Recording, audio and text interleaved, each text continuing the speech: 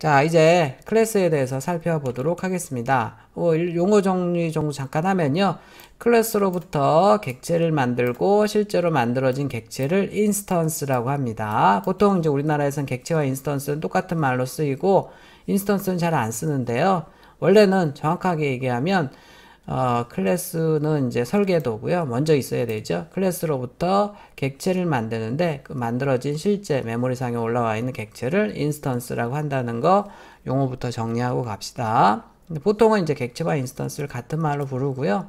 인스턴스라는 말은 거의 안 쓰는 경우도 있어요. 클래스로부터 객체를 만든다. 만들어진 객체를 그냥 객체라고 얘기하는 경우도 있고요.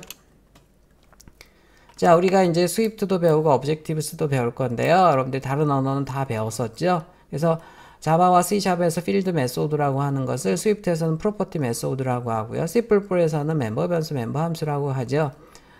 나중에 배울 그 오브젝티브스에서는 인스턴스 베리얼과 메소드라고 합니다. 이 메소드란 말은 거의 쓰고 있죠. 그래서 분석 설계에서 뭐 이렇게 속성과 행위라고 하는 것을 이렇게 부르니까 언어마다 조금 다르니까 이제 이렇게 좀 정리해 둘 필요가 있고요. 클래스 다이어그램을 그릴 때 이제 제일 위에 클래스 이름을 쓰고 멤버 변수와 멤버 함수를 이렇게 쓰죠. 여기는 이제 특성, 여기는 동작 이렇게 쓰게 돼 있고 스위프트에서는 이런 거를 프로퍼티라고 하고요. 프로퍼티, 그 다음에 메소드라고 합니다. 뭐 번역을 막 해놓은 책을 보면 속성이라고도 했는데 그냥 우리 영어로 프로퍼티라고 하겠습니다. 프로퍼티와 메소드가 있다. 자, 일단 우리가 이제 구조체를 배우기 전에 클래스 먼저 할 건데요. 클래스 여기 들어가 보면 되겠습니다. 여기 보면 지금 이 부분을 하는 건데 구조체와 클래스를 비교해 놓은 게 있습니다. 이제 같은 특징이 나와 있고 그 다음에 클래스만 갖는 특징이 있는데 제일 앞에 보니까 inheritance 상속이 되네요. 상속. 클래스는 이제 그러니까 여러분들이 뭔가 상속이 필요하다 그러면 구조체 대신에 클래스를 만들면 되겠고요. 그 다음에 지금 보면 일반적으로 애플에서는요 구조체를 쓰라고 해요. 구조체가 간단하고 속도도 빠르고 막 이제 장점이 있거든요. 그래서 일반적으로 우리 그 클래스 객체적 언어에서는 클래스 구조체보다는 클래스를 많이 쓰는데요. 스위프트에서는 특히 iOS 애플에서는 이 구조체를 굉장히 중요하게 생각하고 기본 자료형도 다 구조체고요. 속도나 이런 거 문제 때문에 그런데 기본적으로 웬만하면 구조체를 써라. 그런데 이제 상속을 해야 되거나 뭐 이런 경우에는 이제 클래스를 사용해라 이렇게 얘기를 합니다. 그래서 그 구조체 굉장히 많이 쓰고요. 그 다음에 이제 구조체와 클래스의 가장 큰 차이점은 값 타입이냐, 밸류 타입이냐, 레퍼런스 타입이냐, 뭐 이런 건데, 나중에 얘기를 하도록 하겠습니다.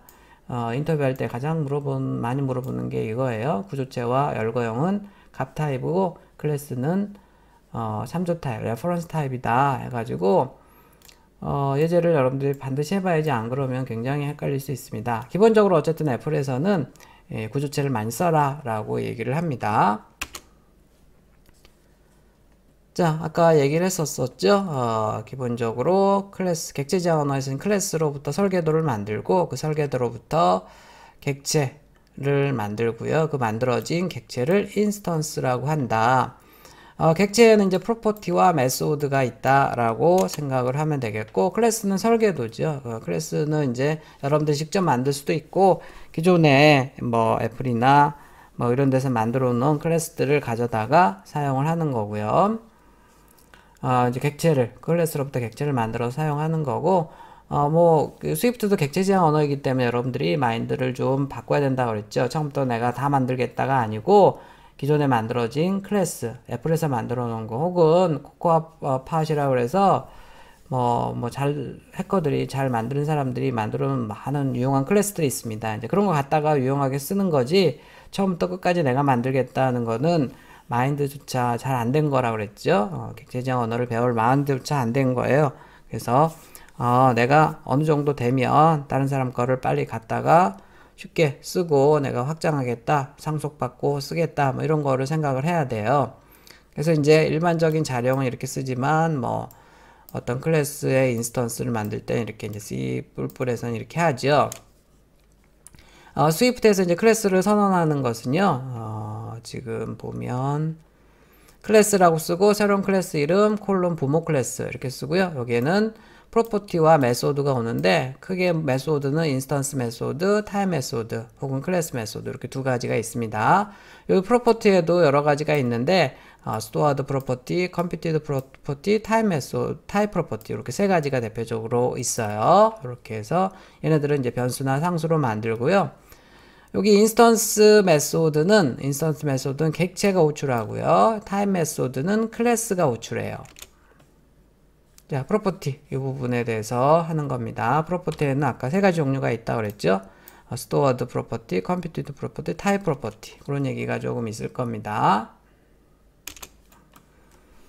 프로퍼티 먼저 추가를 하도록 하겠는데요. 자, 여기 지금 이 클래스로부터 이렇게 클래스 뭐 저번 학기엔 다 실습하면서 했는데 뭐 실습하는 내용을 보고 싶으면 저번 학기에 그 유튜브에 있는 인강을 좀 참고를 하면 되겠고요. 뭐 있는 것도 할 수는 없는 것 같아서 지금 그냥 쭉 설명만 빨리 하겠습니다. 클래스 맨이고요. 지금 이제 상속은 안 되고 있네요. 여기 이 안에다가 지금 여기 프로퍼티 두 개를 만들어 놨어요. 일반적으로 이게 이제 바깥쪽에 있으면 이 age에다가 초기값을 줘도 되고 안 줘도 되죠. 그런데 얘가 클래스 안에 들어가 있으면 프로퍼티가 되겠고요. 얘네들은 반드시 이 세 가지 중에 하나를 만족해야 됩니다. 일단 초기값이 있거나 뭐 요거 그대로 해서 여러분들이 아마 실습해 보세요. 그러면 이렇게 에러가 뜰 겁니다. 이니셜라이저 없다 뭐 이렇게 나오고요. 초기값을 줘야 된다 이런 얘기가 있습니다. 그래서 요 세 가지 중에 하나를 반드시 해줘야 돼요. 이 프로퍼티는 초기값을 줘야 돼요. 초기값 없잖아요. 아니면 이니트를 이용해서 초기화해야 되는데 그것도 없고 옵셔널 변수로 선언해야 되는데 그것도 아니니까 에러가 뜨는 겁니다. 에러가 뜨는 거고요.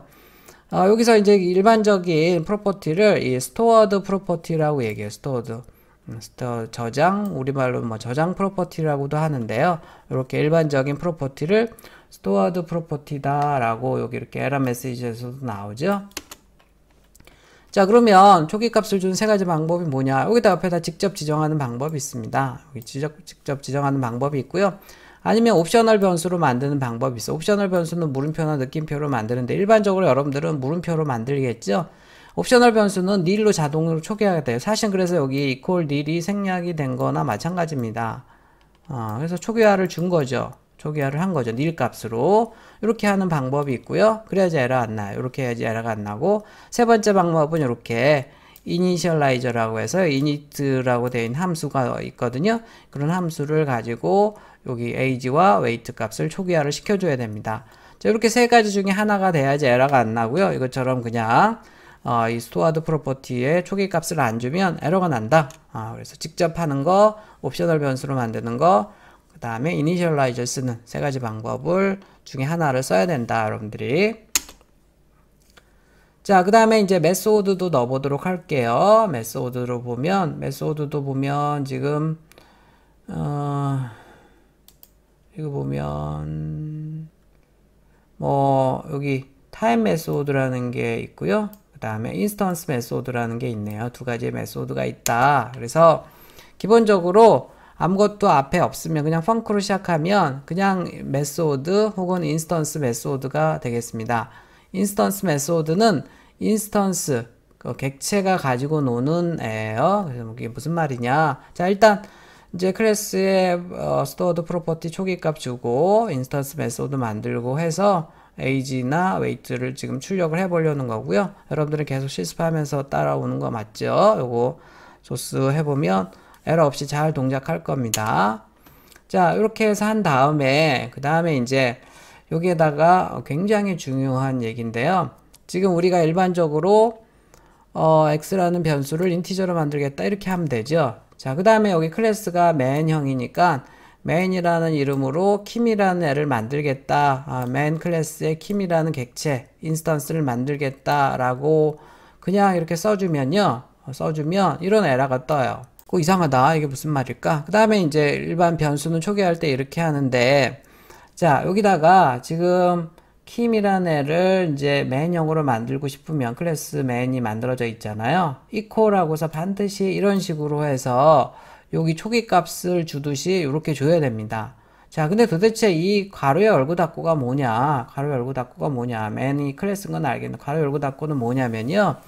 지금 클래스명 다음에 괄호는 눈에 보이지 않는 디폴트 이니셜라이저예요. 그래서 여기 지금 사실은 이니트 괄호 열고 닫고가 이렇게 내부적으로 있는데 눈에 보이지는 않고요. 알아서 컴파일러가 만들어주는 겁니다.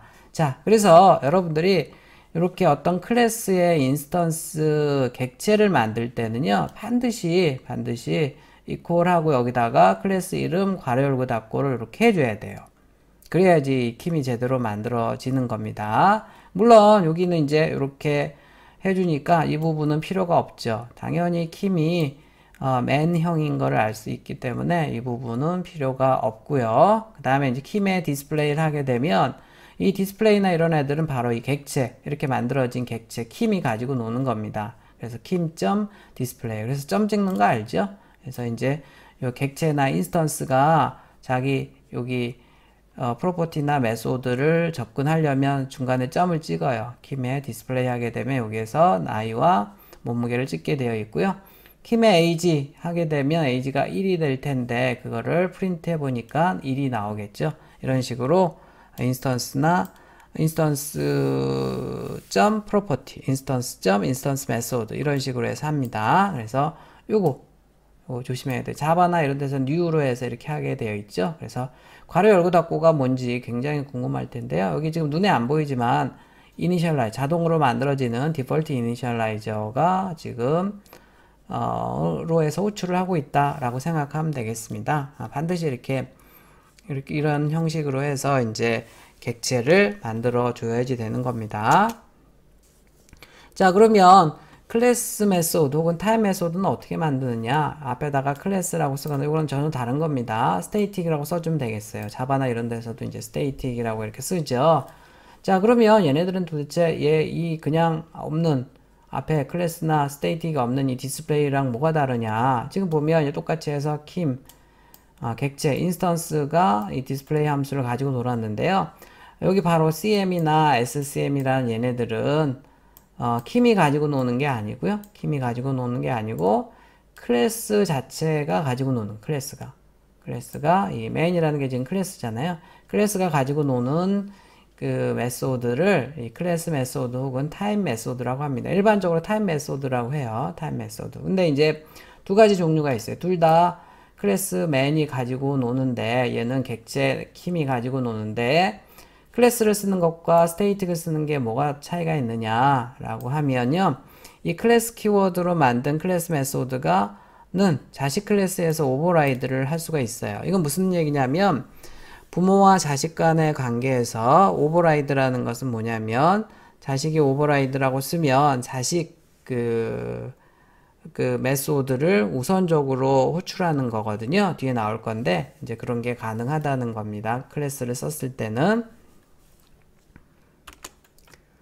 자, 그 다음에 이제 생성자 이니셜라이저에 대해서 한번 살펴보도록 하겠습니다. 이니셜라이저. 뭔가 인스턴스를 만드는 준비 과정에서 이니트 메소드가 사용이 되고요. 이제 제대로 하려면 굉장히 복잡해요. 그래서 나중에 한번 다시 할 건데 일단 간단한 이니셜라이저 먼저 해보도록 할게요. 인스턴스를 초기화할 때 사용하는 게 init 메소드가 되겠고 함수는 보통 앞에다가 func라고 쓰는데 이니셜라이저는 예외적으로 아무것도 안 써요. 함수입니다. 그래서 지금 보면 여기 age와 weight가 이제 stored property잖아요. 초기 값을 이렇게 줬는데 만약에 이니셜라이저가 이렇게 있으면요. 이니셜라이저에서는 지금 이제 your age와 your weight를 가지고 이 age와 weight 값을 이렇게 초기화를 하고 있거든요. 그래서 지금 만약에 이니셜라이저를 여러분들이 만들잖아요. 그러면 여기 지금 아까 괄호 열고 닫고 했던 빈 이니셜라이저가 사라져 버려요. 이니트를 하나라도 여러분들 직접 만들면 디폴트 이니셜라이저가 사라지기 때문에 이런 식으로 호출하면 에러 납니다. 반드시 여러분들이 만든 이니셜라이저로 매개 변수를 이렇게 바꿔줘야 돼요. 그래서 여기다가 your age, 여기는 your weight에서 이런 식으로 만들어야지 빈 괄호 열고 닫고로 하면 이제 오류가 납니다. 그래서 킴을 만들어주면 되겠고 킴.display 하게 되면 되는데 자 여기서 지금 원래 age와 weight는 1과 3.5였죠. 자, 그런데 여기 넣어줄 때 지금 10과 20.5로 해줬어요. 킴의 age는 과연 1입니까? 10입니까? 자, 해보면 알겠지만 뭐 당연히 10이 나와요. 왜냐면 여기 초기값이 있다고 할지라도 여기 킴을 만들 때 요 이니셜라이저가 자동으로 호출이 되는 거거든요. 그래서 여기 10이 들어가서 이 AJ 값이 원래 1이었지만 10으로 바뀌어요. 그래서 그 이유에 대해서 제가 지금 설명한 것처럼 간단하게 쓰면 되겠고, 여기에서 지금 이니셜라이저가 있을 때는요, 여기 초기 값이 있을 필요가 없죠. 물론 있어도 관계없어요. 그렇지만 있을 필요가 없다. 아까 지금 여기에서 직접 지정하거나 이니셜라이저가 있으면 되는데 둘 다 있을 필요는 없다는 거죠. 그래서 지금 보면 이것처럼 여기에서 1과 3.5는 생략할 수 있어요. 제가 다 얘기해주고 있네요. 이거 물론 과제입니다. 왜냐하면 이니셜라이저가 있기 때문에 그렇고요. 자, 그리고 또 여러분들이 알고 있어야 될 게 여기 지금 stored property가 두 개죠. stored property. 모든 property, 여긴 지금 두 개인데,를 다 초기화하는 생성자를 designated initializer라고 합니다. 얘가 그래서 designated initializer예요. 기억을 해두세요. 굉장히 많이 쓰는 용어입니다. 모든 프로퍼티, 어떤 클래스의 프로퍼티를 stored 프로퍼티를 다 초기화하는 하는 이니셜라이저를 designated initializer, 우리말로 뭐 지정 초기화 이니셜라이저 뭐 이렇게도 하는데 그냥 영어로 합시다. designated initializer.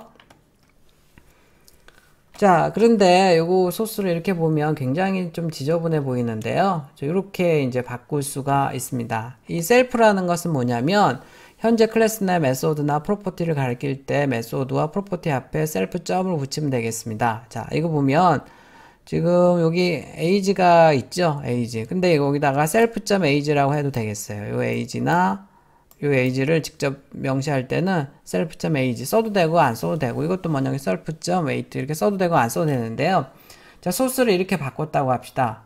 여기 지금 아까 뭐 your weight, your age, your weight 이런 것들이 지저분해서 age, weight라고 바꿨다고 해봐요. 그러면 여기 지금 컴파일러가 헷갈리죠. 요 age와 요 age가 헷갈려요. 그래서 요 age는 어떤 age일까 헷갈리기 때문에 그때는 여기 이제 만약에 이렇게 쓰지 않고 여기다가 age, weight라고 이거랑 똑같은 값을 이름을 썼다고 하면요, 여기에다는 self.age라고 이렇게 써줘야 됩니다. self.age. 그러면 이제 얘는 얘를 나타내는 거고요.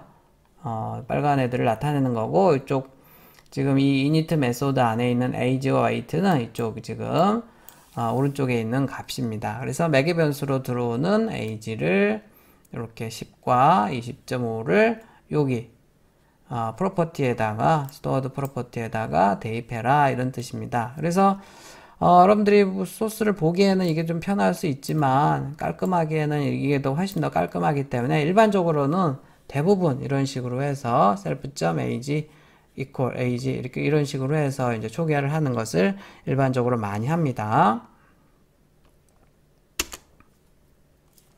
자, 그 다음에 stored property와 computed property라는 게 있는데요. 지금 여기 보면 얘네들은 stored property죠. 이 stored property로 이용해서 계산을 해서 만든 property를 computed, 계산 property, computed property라고 얘기합니다.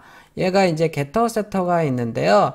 값을 리턴하는 getter가 있고 값을 대입한 setter가 있어요. 일단 getter가 있다고 하면, getter만 있다 그러면 get 가로 열고 닫고 해서 return age-1 하면 되겠습니다. 그래서 여기 만 age 콜론 찍고 얘는 자령이 인티저다 라고 하면 되겠고요. 이것만 보면 조금 메소드 같기도 하고 그래요. 그런데 그게 이제 computed property입니다. 얘도. 그래서 얘는 따로 값을 얻는 게 아니고 그냥 여기 있는 이 stored property에서 값을 하나 빼서 얻는 그 프로퍼티다, computed 프로퍼티다, 이렇게 생각을 하면 되겠습니다. 자, 그래서 여기 보면 지금 age 10에 이렇게 들어가서 디스플레이 하면 되겠고, 킴.만 age, 만 age는 값을 지정한 게 없지만 age에서 지금 10이 들어갔는데 거기에서 하나 뺀 값인 9가 나올 것 같아요. 자, 이게 바로 computed property의 getter를 이용해서 값을 리턴을 하는 경우입니다.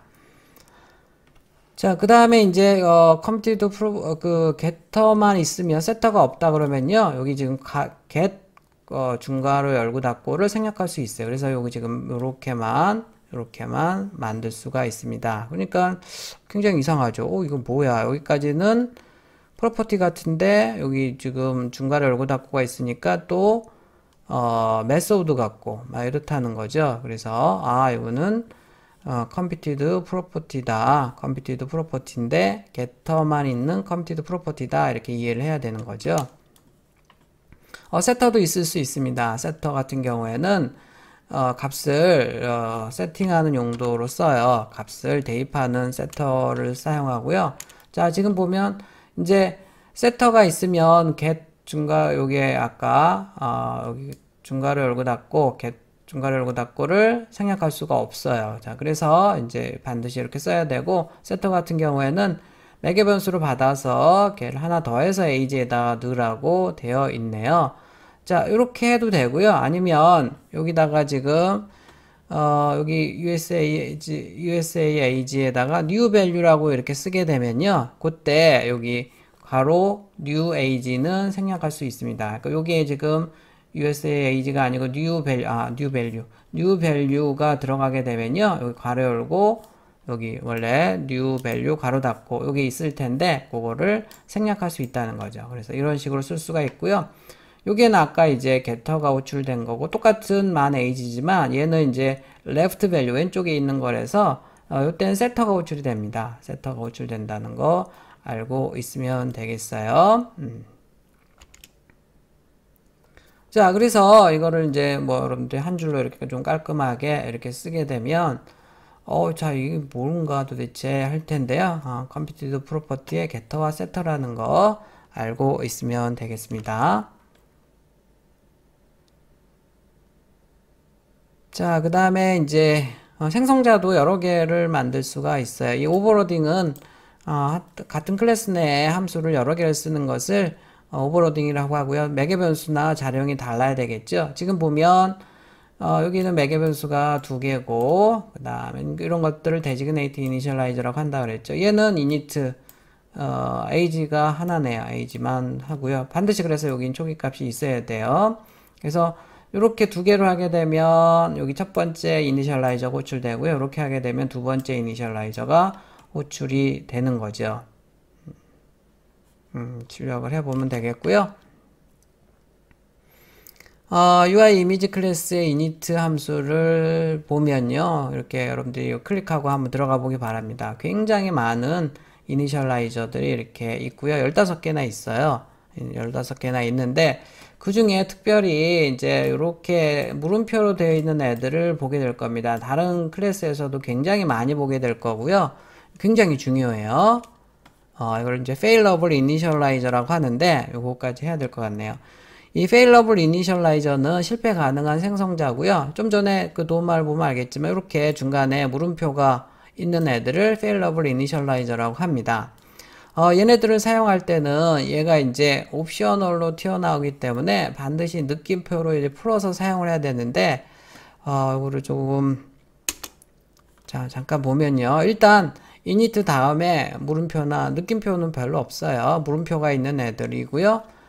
오류 상황에서 nil을 리턴하는 조건문이 보통 있습니다. 자 그래서 지금 보면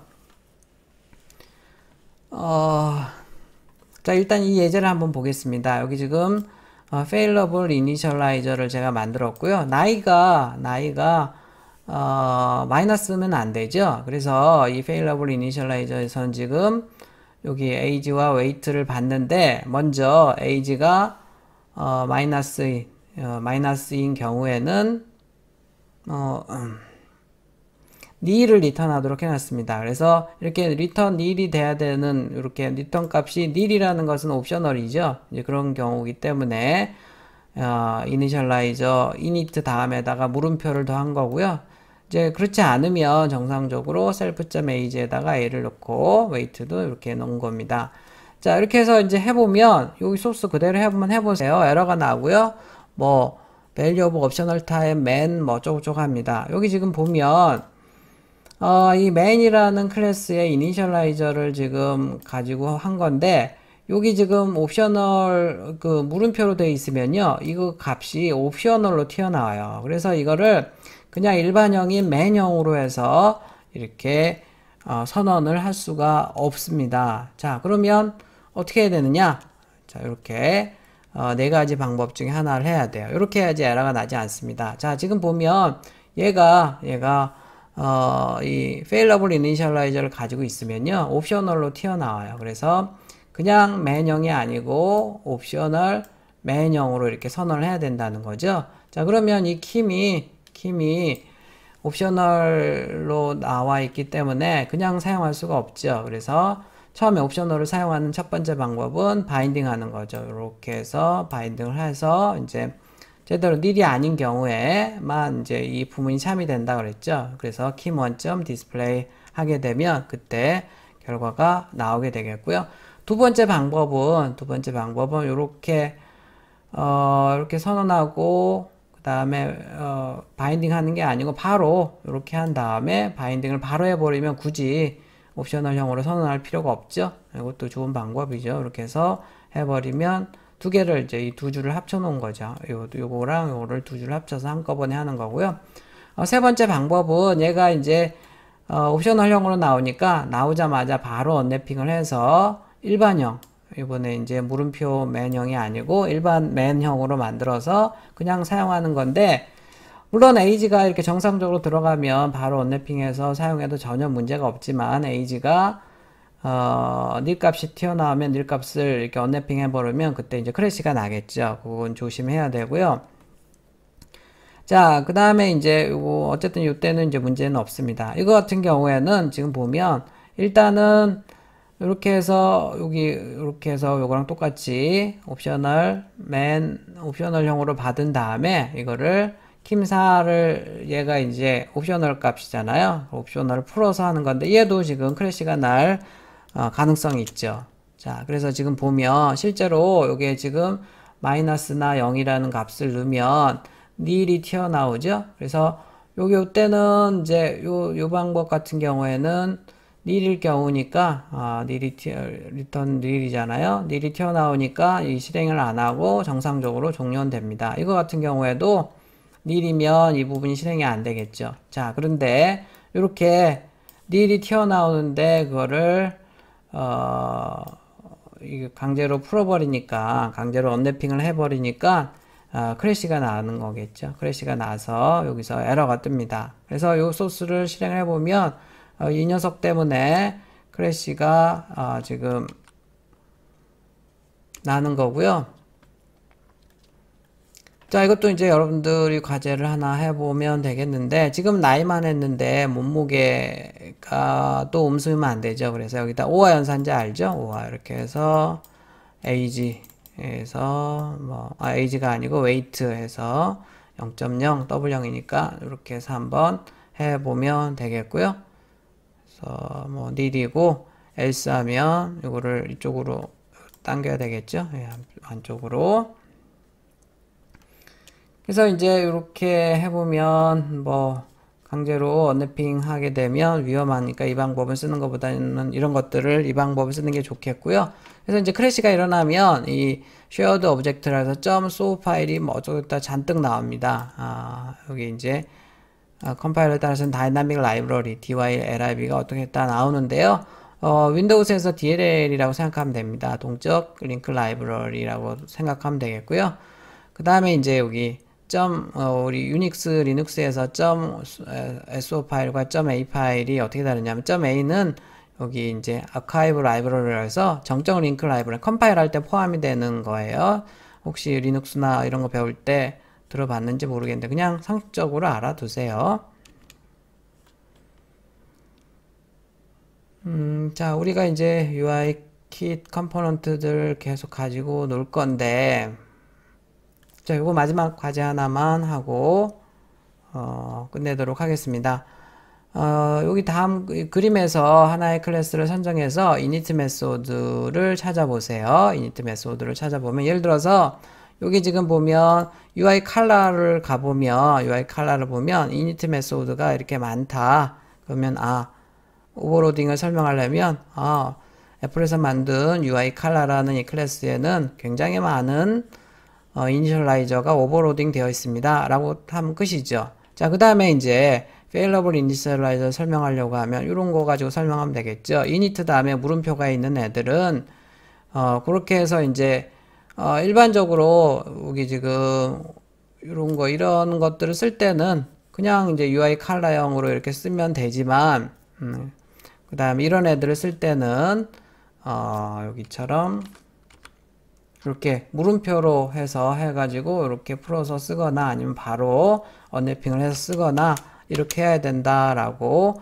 설명을 하면 되겠네요. 그래서 여기에서 여기 뭐 다른 거 중에 아무거나 해서 지금 UI 컬러를 한 거고요. 여러분들이 뭐 텍스트 뷰 뭐 여러 가지 버튼도 있고 많이 알죠?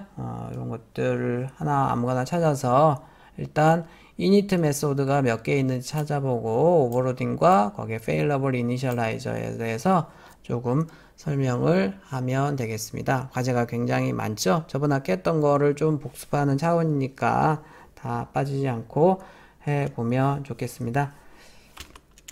자, 오늘은 여기까지 해야 되겠네요. 네, 장시간 수고 많았습니다.